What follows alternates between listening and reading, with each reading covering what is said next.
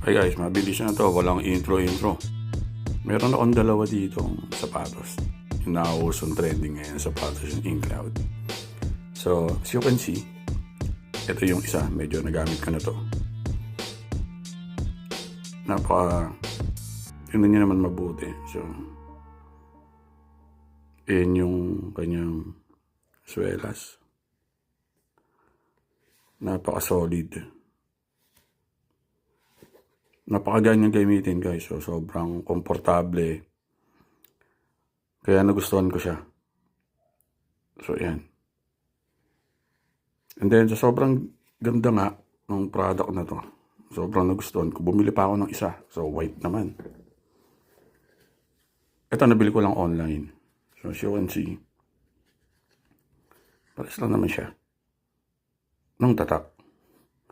Pero, kung papansin mo yung swelas niya, so wala siyang kahit ano na nakalagay. Yeah. Na siya kahit ano nakalagay dyan. And then, kasi nagulat ako. Sobrang, di ba, mura.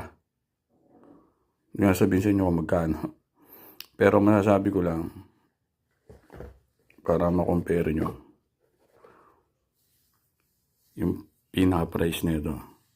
Ito sa white, panapat lang kung ano yung binayad mo.